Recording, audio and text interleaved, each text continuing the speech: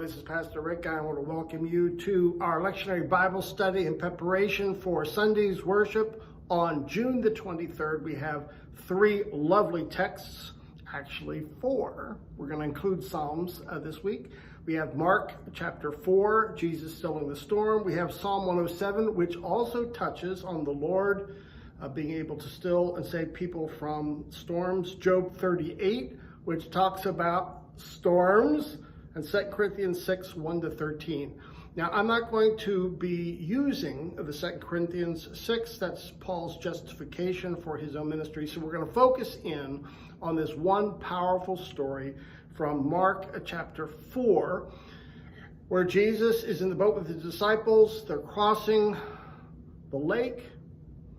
And as I describe this text, there are two levels of problems, or two levels of issues that we want to lift up in Mark chapter 4. And the first has to do with the storm. That's what we normally stress. But the second is the anxiety that the storm represents, the anxiety that the disciples are experiencing as they're crossing over, as they're being called to cross over the lake into a whole nother region to do ministry. They're nervous about that. And that's why we have the storms. But let's start with the storms itself. Now, we'll be reading Psalm 107, and in that psalm, we find out that the Lord gives them victory, saves them from shipwreck and from storms. And so we will use that psalm because that's sort of referred to in Mark, as well as Job 38, again, where waters and storms are seen as challenges for creation. But here, God says, I'm the Lord of all creation to Job. I'm not only in charge of your life, but of all the waters, of all the animals, of all creation.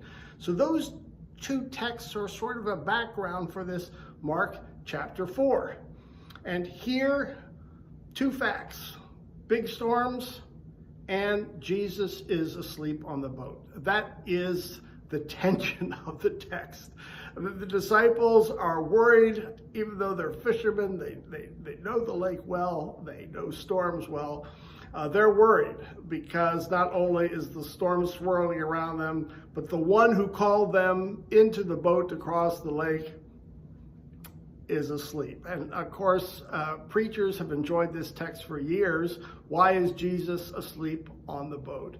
Well, often that's the way we experience Jesus. And that's the way we experience storms. All these things are swirling around us.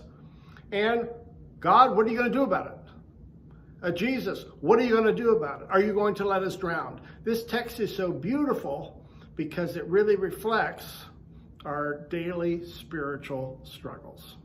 And so the first part of this text that we want to grasp is that Jesus is going to show that he is Lord over creation. He's picking up on the Job text. He's picking up on the Psalm text. He's saying, I'm the Lord of creation. I can even still the storm, which then amazes the disciples. But there is a second aspect that we'll lift up on Sunday, and that is the storm represents the anxiety of discipleship. When Jesus says, let's go to a new town, but not just any old Jewish town. He's crossing the lake from the Jewish side of the lake to the Gentile side of the lake.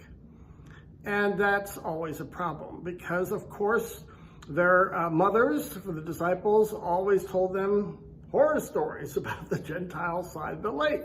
Over there, they have different customs, different religious practices. The people are crazy. I mean, we experience some of those same things here with our neighbors, right? The people who live on the other side of the tracks, the people that live on the other side of town or the other side of the street, you name it. We have all those same types of fears that we've been hearing, as did the disciples. And yet that's where Jesus wants to go to do ministry. And it's not like it's all fake news or wrong data. We know the story as it continues, not for this week, but Jesus goes over and there's a demon there. A man who's been living in a cemetery. All the things that your mother said might happen, happened on that first experience, doing ministry on the other side of the lake. And so here the storm represents the anxiety of disciples of Jesus as God calls the disciples and calls us into new kinds of ministry. Takes us into unfamiliar territory. It's one thing to do ministry, even to heal the sick and cast out demons on the Jewish side of the lake if you're Jewish. But now to go on the other side of the lake where there are Gentile demons, it's a whole other ballgame. And so the storm represents both Jesus is Lord over creation, but also the anxiety that disciples are now experiencing as they are called into a new kind of ministry, into a new type of area that they're not familiar with strangers that they don't understand. And that's discipleship as Mark describes it. God calls the disciples to cross the lake, and God calls us to cross the lake as well. Thanks for joining us for this lectionary Bible study. I hope this prepares you for worship on Sunday. Bye-bye now.